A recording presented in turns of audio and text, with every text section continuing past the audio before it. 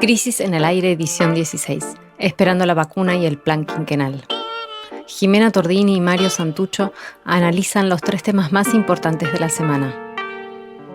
Hoy, en el primer bloque, ¿quiénes son los protagonistas de la carrera por la vacuna?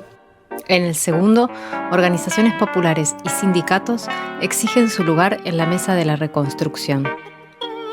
Conversamos con Juan Gabriel Tocatlián, especialista en política internacional y vicerrector de la Universidad de Itela, sobre qué pasa en el Banco Interamericano de Desarrollo.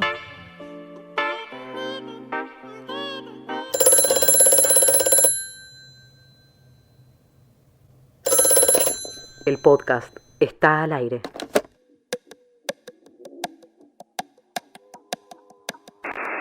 La semana que pasó, tuvo varias noticias asociadas a la pandemia global de COVID-19. El planeta superó los 750.000 muertos como consecuencia de la enfermedad. Aquí en la Argentina el miércoles 11 superamos los 5.000 fallecidos y fallecidas y atravesamos la persistencia de los contagios, especialmente en algunas zonas del país, que son las que ayer se anunció que permaneceremos otra quincena en el régimen de aislamiento social preventivo y obligatorio, que son el AMBA, 4 departamentos de Jujuy, Río Gallegos en Santa Cruz, Río Grande en Tierra del Fuego, Tartagal en Salta, La Rioja Capital y Chamical en La Rioja y Santiago Capital y La Banda en Santiago del Estero. También les habitantes de los barrios populares volvieron a hacer oír su voz porque los 5 meses de pandemia todavía no resultan en la solución de cuestiones centrales como el acceso al agua, a la energía eléctrica, a los alimentos y a la conexión en internet necesaria para sostener la vida en el encierro en esos barrios. Y también vimos esta semana que los sistemas de salud de algunos lugares del país ya están muy tensionados. En Jujuy, por ejemplo, el gobernador Gerardo Morales, que ayer se supo que también tiene COVID, anunció el colapso del sistema público. En este escenario de malas noticias, el miércoles 12 de agosto salió el sol un ratito cuando el gobierno anunció que Argentina y México fabricaremos entre 150 y 250 millones de dosis de una vacuna destinada a toda América Latina, menos Brasil, que hizo un acuerdo aparte de este, que estaría disponible en el primer semestre del 2021. Ayer, a última hora, se decía que para abril o mayo estaría disponible la vacuna. Este anuncio es resultado de un acuerdo entre varios actores privados y estatales y de esa trama vamos a hablar ahora. Para poder valorar qué significa para nuestro país y también para entender un poco cómo es que funciona esta vacuna, le pedimos a nuestra compañera Susana Echegoyen, que es parte del proyecto Crisis desde su fundación y es médica, su mirada del asunto y una explicación científica de cómo funciona, y nos contó esto. El acuerdo que ha logrado el gobierno argentino con la farmacéutica AstraZeneca, con el gobierno mexicano y con mAbxience de Argentina es un acuerdo exitoso desde todo punto de vista. Desde el punto de vista científico es un éxito porque transfiere tecnología a la Argentina. La vacuna se va a hacer en un laboratorio argentino y eso que ocupa entre 180 y 200 trabajadores científicos argentinos, desde todo punto de vista es beneficioso porque además le devuelve a la ciencia argentina un lugar de privilegio que hace un tiempo no tenía y que realmente merece, porque Argentina ha sido muy buena haciendo ciencia a pesar de nunca tener presupuesto para eso y de la poca bolilla que le han dado los gobiernos al desarrollo científico. O sea que desde ese punto de vista es un éxito porque además esto genera un cono de actividades y conocimientos que va a redundar en otros desarrollos para el país. Desde el punto de vista sanitario también es un éxito. Accedemos tempranamente, en tiempo y forma, ni bien la vacuna esté lista, vamos a acceder a ella. Una vacuna que es la vacuna que desarrolló la Universidad de Oxford, que es una vacuna con antecedentes. Hay otras vacunas que se han desarrollado con esta base científica que han sido seguras, por lo tanto es poco probable que aparezcan efectos adversos importantes. Entonces es una vacuna segura, es la más avanzada de las 160 y pico que hay en desarrollo contra COVID-19 en este momento. Es una vacuna, se llama ChAdOx porque usa un virus que infecta a los chimpancés, que a los humanos que no les da patología a los humanos. Por eso se llama CH de chimpancé, AD de adenovirus y Ox de Oxford, que es la que ha hecho el contrato originario con Laboratorios AstraZeneca y que ha mostrado una excelente respuesta tanto de anticuerpos como de células de defensa o linfocitos, y que no ha mostrado grandes efectos adversos, prácticamente ninguno, y es la más adelantada, es la que está completando la fase 3. Y no solo el gobierno se asegura que tengamos acceso a esa vacuna rápidamente, sino que además se asegura que la dosis, por el tipo de acuerdo que se ha hecho internacionalmente con sostén de aporte privado de tipo humanitario, sí, con una idea de no profit, es decir, de no obtener ganancias de esto, es que vamos a acceder a un precio de $3 o $4 la dosis de vacuna, cuando Moderna y Pfizer están ofreciendo vacunas sin experiencia, que van a tener que pasar años para que confiemos en que no dan efectos adversos. Imagínense que meten ARN del virus adentro de nuestras células, y están ofreciendo eso a un precio, la dosis, de entre 25 y $37. Es decir, vacuna segura en tiempo por muy poco dinero, o sea, bien accesible para la población argentina. Susana, que como decías es parte de la revista, una de las impulsoras originales de la revista y que conoce mucho de este tema, hizo un esfuerzo enorme por sintetizar. Le pedimos por favor que en 3 minutos sintetice esta complejidad, porque la verdad que había mucha información y me llamó mucho la atención porque ella es muy crítica de la industria farmacéutica en general y, como acabamos de escuchar, en general su balance es muy positivo, lo cual significa que efectivamente estamos ante, creo yo, para mí es una garantía de que efectivamente estamos ante un episodio interesante, saludable, en su doble sentido político y sanitario, respecto del momento de la pandemia y de las posibilidades de cómo salir de acá. Lo que sí me parece importante también decir es que no es un evento que puede reforzar de alguna forma el nacionalismo, ¿no? De que nosotros estamos a la vanguardia de la cuestión, porque no es tan así. En realidad, o sea, es así, es muy interesante e importante para la Argentina, pero en realidad se trata de una trama de alcance global, ¿no? Empezó esta semana una especie de, para los que no somos tan jóvenes, una especie de carrera, ¿no? En algún momento estaba la carrera espacial en donde todos los países, y en ese momento la Guerra Fría, ahora también aparecen eventos de esa naturaleza por llegar al espacio, ¿no? Todo esto empezó con Vladimir Putin, el presidente de Rusia, anunciando lo que llamó el Sputnik 5 o la Sputnik 5, que sería la vacuna. Mucha gente después dijo que falta todavía información y que también falta como el desarrollo lógico de las fases estas que ahora, de los cuales todos hablamos, pero llamó la atención que le puso Sputnik 5, ¿no? Le inscribió dentro de la familia de los Sputnik, que precisamente fueron los satélites que Rusia en ese momento, en esa carrera espacial, primero en aquella oportunidad, sí. Pero bueno, más allá de todo este marketing nacional de las diferentes potencias y países, lo que es cierto es que estamos ante un hito, como decía, de la investigación científica, ¿no? Desde enero, cuando China hizo público el genoma del virus, digamos, se están ensayando unas 200 vacunas.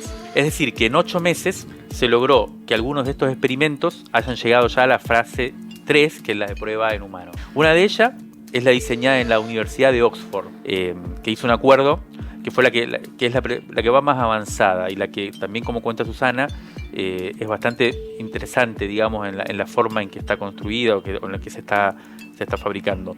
Y hizo un acuerdo con una farmacéutica que se llama AstraZeneca, que es una empresa transnacional de origen sueco, y le puso una condición que básicamente consiste en que sea accesible en el precio, ¿no? Que no sea un negocio más de la industria farmacéutica a costa de la humanidad, en este caso, que está urgida por encontrar esta vacuna. El problema es que, como la vacuna rusa también, esta de la Universidad de Oxford, todavía está en fase 3, o sea, ya pasó la fase 2, que quiere decir que se probó en 1.100 personas y tuvo buenos resultados, pero falta la 3, que es cuando se prueba ya en poblaciones y se compara con quienes están, poblaciones que están en riesgo. Se prueba su eficacia como vacuna, efectivamente. Exactamente. Bueno, por lo tanto no es 100% seguro que la vacuna funcione, pero los actores que han entrado en juego esta semana, la que ya mencionábamos, AstraZeneca, y ahora vamos a llegar a nuestro país, han decidido tomar el riesgo y fabricarla, empezar su proceso de fabricación,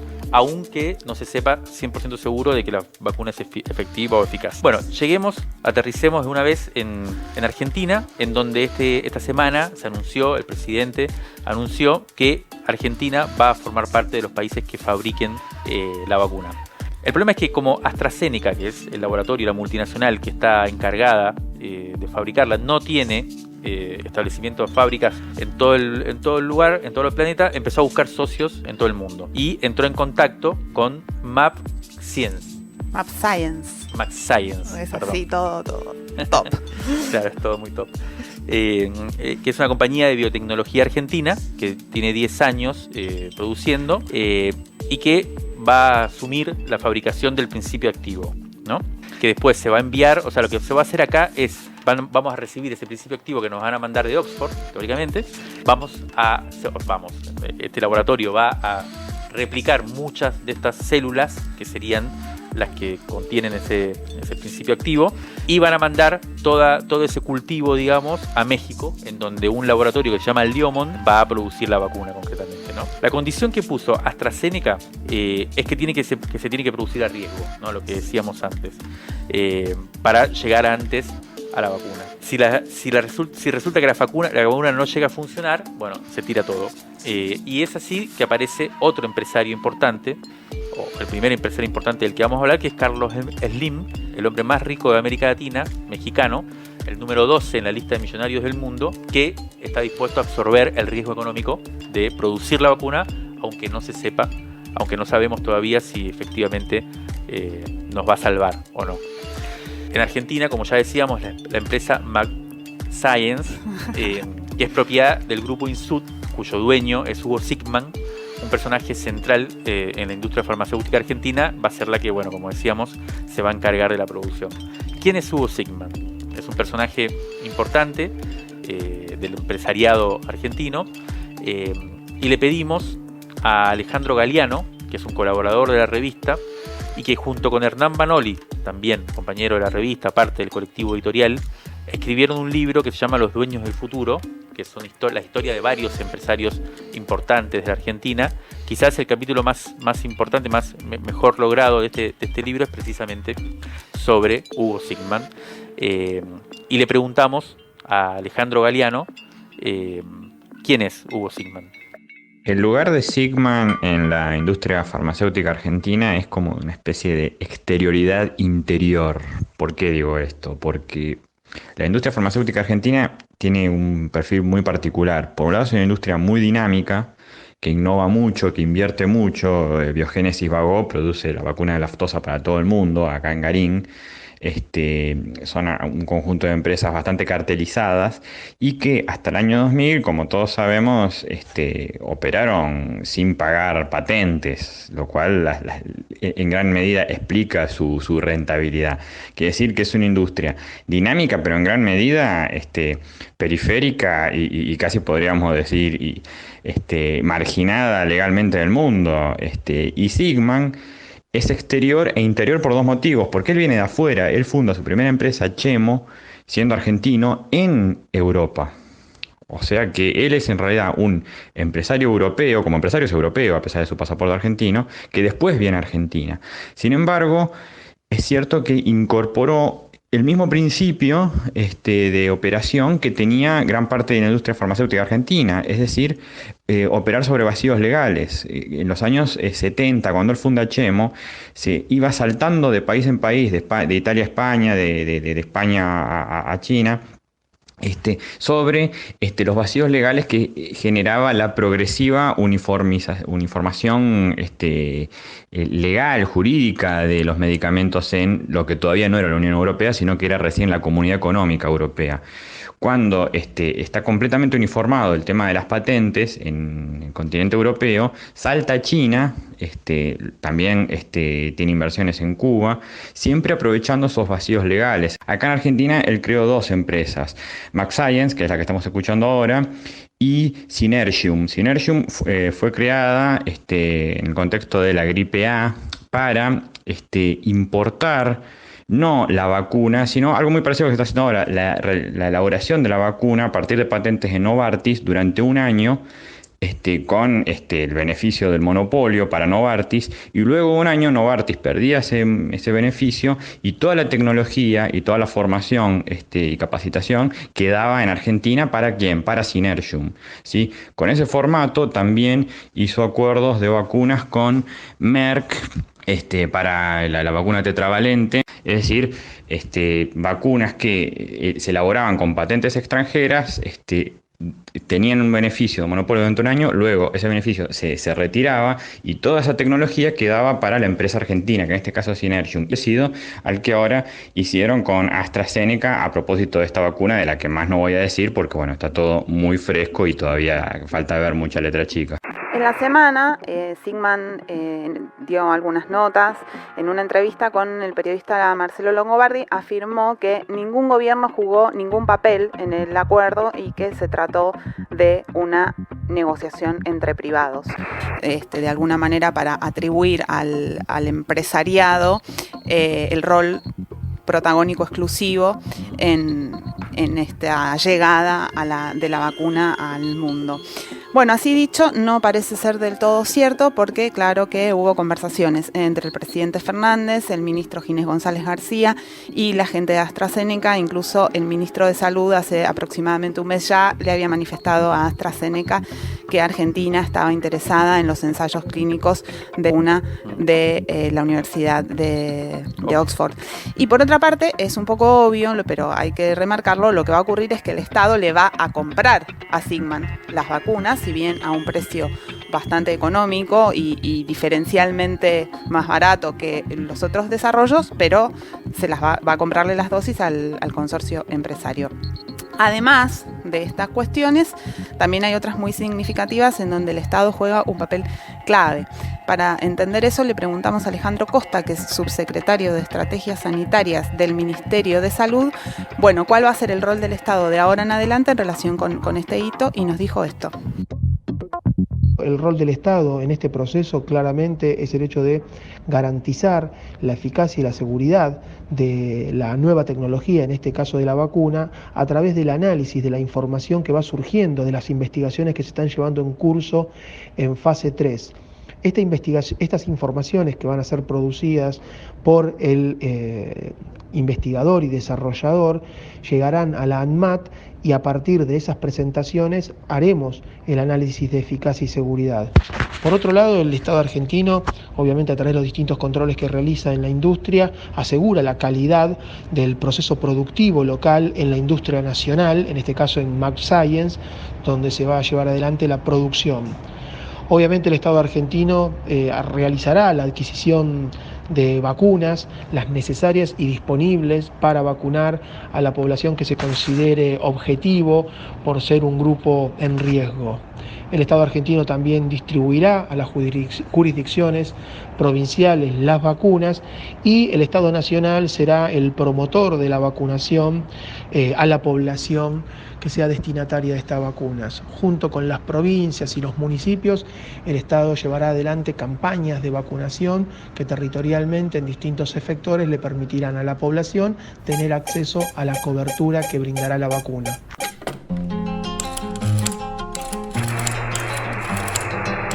Crisis en el aire.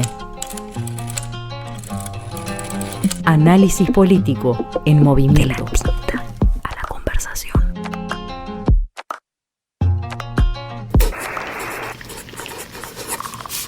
Revistacrisis.com.ar. El lunes 10 de agosto, en la sede de la Unión Obrera de la Construcción, la UOCRA, los movimientos sociales que se nuclean en la Unión de Trabajadores de la Economía Popular, la UTEP, junto con un puñado de sindicatos, presentaron el Plan de Desarrollo Humano Integral para afrontar la pospandemia. Se trata de una propuesta dirigida al sistema político, especialmente al presidente de la Nación, y que en cierto modo es un llamado de atención, ¿no?, sobre cuáles van a ser los sectores dinámicos de la reconstrucción, que comienza una vez que se haya cerrado, digamos, el acuerdo por la deuda externa. La UTEP, como se sabe, congrega a un conjunto variopinto de organizaciones, entre las que se destacan el Movimiento Evita, el Movimiento de Trabajadores Excluidos, Barrios de Pie, la Corriente Clasista y Combativa, el Movimiento La Dignidad, el Frente Popular Darío Santillán, y por el lado de los sindicatos estuvieron la Federación de Camioneros, el ESMATA, Dragado y Balizamiento, la Unión Ferroviaria y la UOCRA, como decíamos. La propuesta, ¿cuál es la propuesta que hicieron estos actores sociales? Implica la creación de un fondo que se llama el Fondo Mujica, con un financiamiento de 750.000 millones de pesos por año, de los cuales quienes diseñaron el plan calculan que el Estado deberá gastar efectivamente unos 300.000 millones, lo que equivale al 1,1% del PBI. El principal impulsor de este plan, que inspirado en los famosos planes quinquenales de Perón, es Juan Grabois, a quien le pedimos que nos cuente de qué se trata, y nos comentó lo siguiente. El Plan de Desarrollo Humano Integral que presentamos una parte importante de los movimientos populares de la Argentina y organizaciones sindicales del transporte, la construcción y la industria, como UOCRA, ESMATA, camioneros, el dragado y balizamiento, ferroviarios, tiene por objeto plantear algunos consensos básicos de la clase trabajadora sobre hacia dónde queremos ir, la necesidad de pensar una nueva demografía productiva, territorial y social, que permita que aprovechemos el territorio de la Argentina para la vida centrada en la persona humana y en la comunidad, y no solamente para industrias extractivas y el agronegocio. Consensos en torno a pensar la transición ecológica y energética, cuidando los puestos de trabajo y también la naturaleza, y consensos en torno a qué es la ayuda social, qué es el empleo y qué es el trabajo.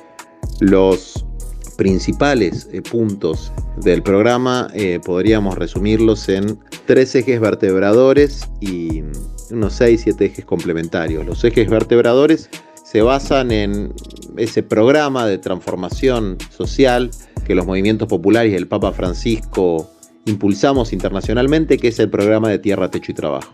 La integración urbana de los 4.400 barrios populares de la Argentina, la creación de lotes con servicio, el avance en términos de vivienda social, la constitución de comunidades rurales organizadas y nuevas colonias agrarias, el acceso a la chacra propia para los campesinos y horticultores y pequeños productores sin tierra, o el desarrollo de una economía popular con derechos y sindicalización, son los puntos vertebradores que luego dan paso a otras iniciativas como iniciativas de acceso a la justicia, de economía de cuidados. El plan plantea un método y esto no es secundario, es muy importante para nosotros y es lo que diferencia un plan que recupera el espíritu de los planes quinquenales del general Perón, lo que lo diferencia con una serie de medidas espasmódicas, espontáneas que toma un gobierno, una administración determinada, que son medidas a veces inconexas y yuxtapuestas. Un plan implica un órgano rector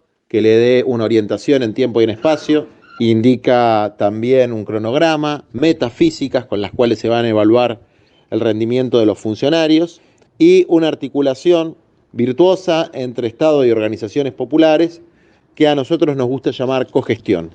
Por eso cuando planteamos el nivel de ejecución, en el que desde luego tienen que estar las instancias subnacionales de gobierno como provincias y municipios, los sindicatos, movimientos populares, iglesias y todos los actores que tienen un despliegue territorializado se constituyan como unidades de cogestión comunitaria para poder desarrollar el programa en los distintos espacios, territorios, ámbitos que abarca el mismo. Para impulsar este tipo de iniciativas, Juan Grabois no quiso asumir ningún cargo en el gobierno. ¿Por qué? Porque su proyecto consiste en armar una especie de ente autárquico por fuera de la lógica político-institucional más tradicional, o más pesada, más sujeta a las lógicas de la rosca, que ¿Para qué? Para que asuma la puesta en práctica de las líneas que la economía popular, ese movimiento, digamos, que se ha ido creando durante los últimos años, determinó como estratégicas. La verdad, yo creo que se trata de una propuesta muy interesante que implicaría una innovación institucional acorde con el objetivo que se proponen estos movimientos populares. El problema es ciertas lógicas de la política que convierten a estas propuestas, o sea, las sujetan inevitablemente a las relaciones a las relaciones de fuerza, a las negociaciones. Bueno, a mí me parece interesante agarrar este proyecto que se planteó esta semana y que se propuso con fuerza para entender un poco esos dilemas que se abren a partir de ahora al interior de la coalición gobernante, ¿no? Porque son precisamente los problemas de la política. Grabois propuso primero este plan de otra forma, ¿no? La propuso él como una iniciativa propia, se llamó Plan San Martín, a comienzos de año, en el mismo momento en que se establecía, por parte de la Presidencia de la Nación, el Consejo Argentina contra el Hambre. No sé si se acuerdan, porque fue una especie de historia antigua. Ahora Daniel Arroyo acaba de anunciar que va a ser reconvocado. Estaba Tinelli en el consejo, eso me acuerdo. Exactamente, estaba Tinelli, estaban la iglesia, estaban también los pastores evangélicos, los sindicatos encabezados por Daer, o sea, la CGT oficial, los empresarios. Bueno, ambos procesos, el Plan San Martín que proponía Grabois y el Consejo contra el Hambre, se fueron diluyendo, por supuesto, a medida que arrasó la pandemia, ¿no? Pero ahora la discusión regresa. Ya venimos diciendo hace un par de semanas que la política empezó a pensar en la pospandemia, después vino el acuerdo por la deuda, con lo cual esta discusión regresa ahora con nuevos bríos, ¿no? Y de un lado apareció Daer, en general en una alianza con Emilio Pérsico, que es el principal referente a quien entrevistamos hace unos días en la revista Crisis, del movimiento Evita, quizás el movimiento más grande de la UTEP, ¿no? De estos movimientos sociales de los que hablábamos antes. La novedad es que Grabois también logró ampliar sus apoyos, ya no es solo él y su movimiento presentando una propuesta interesante, sino que ahora sumó a ¿quiénes? A los sindicatos que cuestionan precisamente a la conducción de la CGT, fundamentalmente, como decías, a los camioneros de Pablo Moyano, también al ESMATA, y la sorpresa acá es que también incluyó a Gerardo Martínez, el jerarca de la UOCRA, ¿no? El sindicato de la construcción, que es un líder sindical, no diríamos polémico, pero polémico. Digamos, sí, eternamente oficialista. Nuestro compañero Diego Genú escribió una nota muy buena en Crisis hace un par de años, titulada, que lo define muy bien: toda una vida dispuesto a colaborar, se llama la nota, en donde pone en evidencia algo que ya era sabido, y que es que durante la dictadura Gerardo Martínez actuó como personal civil de inteligencia para el batallón 601 del ejército. Entonces acá aparecen preguntas también interesantes, si valen todo tipo de alianzas, ¿no? en pos de las disputas de poder. Yo quisiera remarcar que uno de los aspectos más interesantes de esta puja, por cómo será la reconstrucción, tiene que ver con la participación de las organizaciones populares, en este caso los movimientos sociales y ciertos sindicatos, en el diseño de las políticas públicas, ¿no? La pregunta es si van a ser las organizaciones populares simples ejecutores de los que decidan los cuadros técnicos del gobierno, o si poseen un saber en sí mismo propio que merece ser protagonista también. Hay otra corriente discursiva, otra línea discursiva que está conviviendo con esta propuesta, que es la discusión sobre el ingreso universal o la renta básica, de la que venimos hablando bastante en este programa, que tiene que ver con convertir a las asignaciones como el IFE en una política permanente de redistribución. Esta opción también está en discusión, aunque esta semana el ministro de Economía, Martín Guzmán, dijo que el gabinete económico no estaba yendo por allí. Para entender si se trata de propuestas distintas o similares, le pedimos a Laura Pautasi, que es investigadora del CONICET, que reponga un poco esta discusión. Pensar un ingreso ciudadano incondicional es la propuesta que deberíamos estar discutiendo. En ese sentido, en el sentido de lo que es su idea originaria, que tiene más de 20 años de debate a nivel internacional. Porque precisamente el ingreso ciudadano incondicional no se lo puede asociar a otro tipo de ejercicio de derechos, como el caso del derecho al trabajo. El ingreso ciudadano incondicional es precisamente esto, es un ingreso que implica redistribuir la renta, redistribuir la riqueza, redistribuir a partir de una reforma tributaria que es absolutamente sistemática y surge desde el mismo momento que se debate una propuesta como un ingreso ciudadano incondicional, es decir, van de la mano, propuesta de ingreso ciudadano y que implica esta redistribución a partir de una reforma tributaria que se hace de manera sistemática. Esta redistribución es precisamente pensar cómo generamos un nuevo acuerdo, y ese es un acuerdo social, donde el ingreso sea precisamente accesible para todos, se distribuya de manera proporcional, sea un ingreso mínimo, incondicional, por lo tanto no puede estar asociado a condicionalidades vinculadas al trabajo o a condicionalidades como hoy existen en muchos de los programas de transferencia de ingresos que están asociados al cuidado, las responsabilidades de certificar la asistencia y la regularidad de niños, niñas y adolescentes al sistema educativo y las prestaciones de salud. Entonces, la idea de ingreso ciudadano incondicional es eso, es por el solo hecho de ser ciudadano, y en el caso de Argentina, dado la importante situación de los migrantes, se puede extender bajo ciertos parámetros, que esos son los que deberíamos estar discutiendo. Pero la propuesta a la cual yo adhiero y la creo que es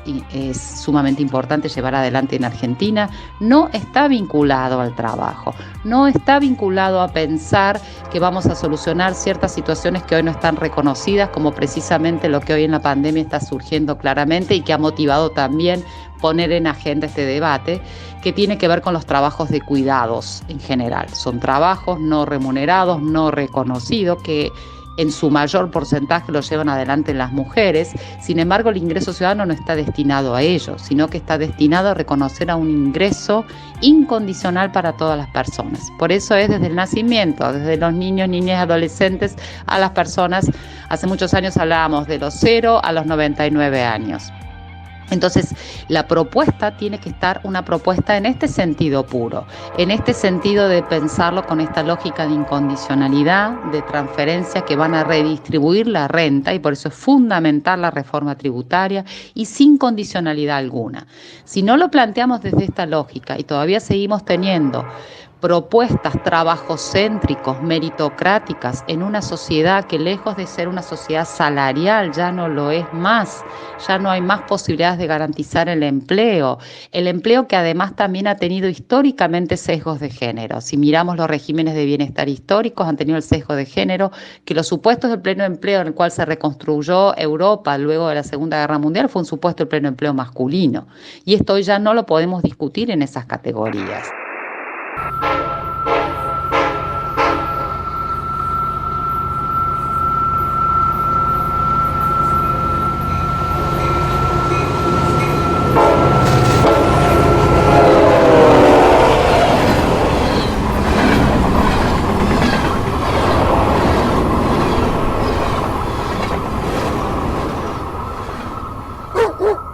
Rescate emotivo. Un diamante impreso en una crisis. 1973-2020. Crisis número 39. Junio de 1976. El poeta Juan L. Ortiz cumple 80 años en su modesta casa en la costa de Paraná, Entre Ríos. Hasta allí viaja su amigo Vicente Cito Lema para hacerle una entrevista íntima bajo el rumor incesante del río. Pero siéntese aquí, de frente al paisaje. Lo noto cansado, le va a venir bien mirar el río, le dice Juan L. cuando lo recibe, y continúa. Estamos todos cansados. ¿Acaso la revolución consista en lo que el hombre por siglos ha estado postergando? La necesidad del verdadero descanso. El que permita ver cómo crecen día a día las florcitas salvajes. El hombre necesita mirar las flores y mirar el cielo. Por eso, finalmente, un poeta es un hombre peligroso. Nos habla de las cosas que inquietan. ¿Sabe por qué? Porque el poeta suele ser la conciencia de la felicidad perdida. La felicidad en armonía, en concordancia con lo que nos rodea y con lo que todo hombre puede sentir en comunión con las cosas. Todo lo que alude a eso siempre es peligroso. Juan Laurentino Ortiz nació en 1896 en Puerto Ruiz, Gualeguay, y murió en 1978 en Paraná. El escritor santafesino Juan José Saer lo consideró el más grande poeta argentino del siglo XX. Juan L., como comenzó a llamárselo en los círculos literarios, fumaba largas boquillas de caña y publicaba sus poemas de versos extensos en libros de tipografía minúscula. Sus obras completas fueron publicadas por la Universidad del Litoral. Soy Vicente Cito Lema y recuerdo la última vez que me encontré con Juan L. Ortiz. Él ya tenía 80 años. Había ido varias veces a su casa y desde muy joven lo había leído. Uno de joven busca encontrar la poesía y los poetas de nuestra vida. Y suerte para mí, de muy joven amé su poesía y me animé a viajar hasta Paraná sin conocerlo a él personalmente, hasta que por fin fui gestando, lo digo humildemente, una hermosa amistad con ese gigantesco poeta y fantástico ser humano que fue Juan L. Ortiz. Esta entrevista es la última, insisto, y Juan L. Ortiz saca a flote con más potencia, si se puede decir así, todo lo amoroso frente a la vida, frente a la poesía, frente a la amistad, aceptando esa soledad que él mismo buscó, aunque hablando de soledad, tal vez piense que fue más que una soledad, porque la soledad es como negar el vínculo profundo con el mundo, y él nunca lo negó. Su vínculo con la naturaleza, su vínculo con los seres humanos, especialmente con los más humildes, con los más castigados. Para mí fue uno de los momentos culminantes de mi vida haberlo conocido. Y una vez más, y sin saber si me escuchará o no esas cosas de la poesía, te abrazo, querido maestro Juan L. Ortiz.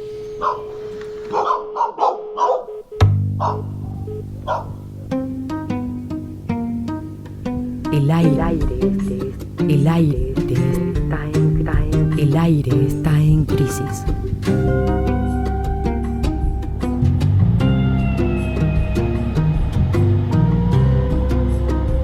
Crisis.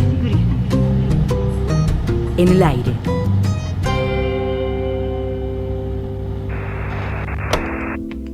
La reconstrucción de la economía argentina, tiene un capítulo fundamental en el frente externo. Este martes el ministro Martín Guzmán va a presentar en la SEC de Estados Unidos la propuesta formal a los acreedores, luego del acuerdo de reestructuración alcanzado hace 2 semanas. Se espera un alto nivel de adhesión y luego vendrán las negociaciones con el Fondo Monetario, que van a durar meses y que nos van a tener un poco en vilo. Hay otra disputa de gran trascendencia que involucra al Banco Interamericano de Desarrollo, el BID, que es un organismo financiero regional que aporta inversiones a los distintos países de América Latina, principalmente para obras de infraestructura. Según información del mismo BID, en la actualidad está financiando proyectos por $11.000 millones en la Argentina. ¿Por qué vamos a hablar del BID? Bueno, porque resulta que desde su fundación en 1959 el BID siempre fue presidido por una persona de Latinoamérica. Y dentro de un mes, menos de un mes, corresponde elegir al nuevo presidente que deberá conducir el organismo en los próximos 5 años, que son precisamente los de la reconstrucción de la que venimos hablando. Hete aquí que Donald Trump decidió que ahora la cabeza del banco debería ser un yanqui y propuso nada menos que a Mauricio Claver Carone, que es un funcionario cubano-americano, conservador, neoliberal, en fin. La Argentina está en la vereda de enfrente de esta posición y está proponiendo para el cargo al actual secretario de Asuntos Estratégicos, Gustavo Vélez. Esta semana la disputa se puso un poco más caliente y para entender qué es lo que está pasando y por qué es importante, estamos en comunicación con Juan Gabriel Tocatlián, vicerrector de la Universidad de Itela, colaborador frecuente de nuestra revista. Hola Juan Gabriel, Jimena Tordini y Mario Santucho, estamos acá. Buen día. Muy buen día para ambos. Gracias por la llamada. Lo primero que te queríamos preguntar es, bueno, ¿por qué es importante el desenlace de esta discusión y qué incidencia va a tener en lo que viene? Bueno, hay diferentes planos donde se puede ver la importancia del banco y la importancia de un latinoamericano o una latinoamericana en el banco. Lo primero es que la banca multilateral tiene muchas organizaciones, el Fondo Monetario Internacional, el Banco Mundial, el BID, los bancos europeos de reconstrucción, el Banco Asiático, el Banco Africano de Desarrollo. Hay múltiples bancos internacionales que se abocan a cuestiones de proveer crédito, recursos, donaciones, préstamos en materia de desarrollo. El único banco en todo el mundo que siempre ha estado liderado por un latinoamericano y que por lo tanto le ha dado a América Latina en el plano de los organismos financieros internacionales al menos una voz, ha sido el BID. Que no esté un latinoamericano es una pérdida notoria de gravitación geopolítica para la región, ya no solamente en relación con los Estados Unidos, sino en este plano mucho más amplio y global. En segundo lugar, es evidente que los requerimientos financieros que vaya a tener la región después de esta pandemia van a ser considerables, enormes, y por lo tanto sería muy negativo para todos los países, desde los más chiquitos hasta los más grandes de la región, que alguien con una convicción ideológica tan fuerte como el candidato de Estados Unidos, que alguien que mira esto en una clave de cómo reducir la proyección de influencia de China, que alguien que ha manejado una política de condicionalidades coercitivas sobre distintos países, llámese Cuba, llámese Venezuela, vaya a presidir este organismo. Juan Gabriel, ¿cómo estás? Te saluda Mario Santucho. ¿Qué tal, Mario? Bien. Por lo que tengo entendido, la principal candidatura que se opone a la del candidato de Estados Unidos, Mauricio Claver Carone, es la de Gustavo Vélez por parte de Argentina, y en alianza con México parecería estar proponiendo postergar la elección hacia marzo, cuando ya esté definido las nuevas autoridades de Estados Unidos, ¿no? ¿Vos nos podrías contar un poco cómo está esta discusión? ¿Cómo estás viendo vos ese debate político, geopolítico en la región? Bueno, en primer lugar hay tres candidaturas. Para que quede esto claro, está la candidatura del representante del presidente Trump, está la candidatura argentina de Gustavo Vélez y está la candidatura de la expresidenta de Costa Rica, Chinchilla. Y a su turno, cuando apareció la candidatura el designado por el presidente Trump, retiraron la continuación de su presentación eventual a ser presidente del BID, un candidato de Panamá, un candidato de Paraguay y un candidato de Brasil. Es decir, en un momento dado, sin que Estados Unidos hubiera avisado que iba a tener un candidato propio, ya la región contaba con 5 candidatos, algo que mostraba de sí, por sí, el nivel de nuestra fractura de no poder tener uno, básicamente, o a lo sumo 2 candidatos de consenso fuertes que mancomunaran a toda la región. Entonces, esto ya había partido con una debilidad de nuestra postura. Cuando digo nuestra postura me refiero a América Latina y el Caribe. Segundo punto importante, una serie de países muy homogéneos desde el punto de vista ideológico. De inmediato, cuando apareció la designación de el señor Mauricio Claver, sin siquiera escuchar si tenía una propuesta para la región, sin siquiera pedirle una explicación de cuáles eran sus proyecciones hacia el futuro, se alineó de manera apresurada y excesiva. Brasil, Paraguay, Uruguay, Haití, Colombia, entre otros, Colombia. Estos fueron los principales que de inmediato dieron su sí. Hubo muchos países que no hablaron. Lo que ha sucedido, por lo tanto, en estas últimas 2 semanas es, número uno, que Argentina, manteniendo su candidatura y viendo esta situación, solicitaba ciertamente que se postergara esta elección, y hay un mecanismo contemplado dentro de los estatutos para poder hacerlo. México acompañó a la Argentina, porque México históricamente ya había dicho que iba a votar, si hubiese habido votación, al candidato argentino. Costa Rica se sumó a esto oficialmente porque tiene una candidata que es Chinchilla y también por lo tanto pidió la postergación. También. Y la novedad fue Chile, que no se había pronunciado, pero que también el presidente Piñera se pronunció sobre esto. Y la otra novedad que está en ciernes es ver cuál va a ser la actitud de Perú, dado que el presidente Vizcarra logró finalmente formar un gabinete y se presume que tendría mucha más motivación de acercarse a esta línea que pide la postergación que aquella línea que se expresó rápidamente a favor del candidato de Estados Unidos. Estas señales, las que apoyan a Estados Unidos, más los que piden postergación, están siendo leídas e interpretadas también en Europa, porque Europa, varios países de Europa, tienen porciones de votación, con lo cual, si estos países de Europa observan que hay más bien un caleidoscopio de países que piden la postergación, no son países homogéneos porque sus gobiernos son idénticos, sino que son países gobernados por líderes y coaliciones políticas muy distintas, se comprometen a ir por la postergación, lo más probable es que ellos también se manifiesten a favor de la postergación, que requiere para evitar el quórum el 25% de la votación.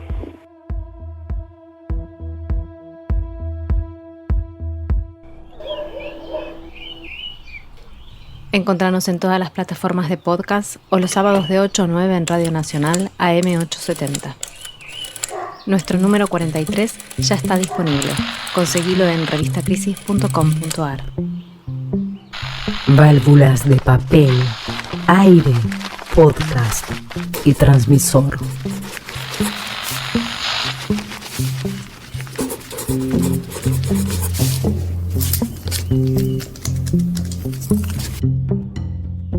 Crisis en el aire. Hola, ¿cómo les va? Soy Manuel Moretti, cantante y compositor de Estelares, y quería contarles que soy un hombre nacido en el corazón de la Pampa bonaerense.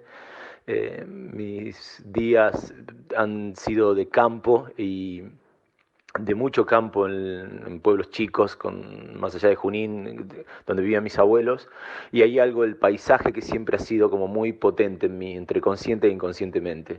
Y en el primero que yo vi que el paisaje tenía una entidad muy alta y muy, muy maravillosamente artística, bella, profunda, no sé, la palabra artística me parece que se queda chico, sino es otro tipo de belleza, es en la poesía de Juan L., en la manera de mirar de Juan L., en la manera de preguntarse de Juan L., en la manera de donde el paisaje es una bifurcación hacia un montón de universos.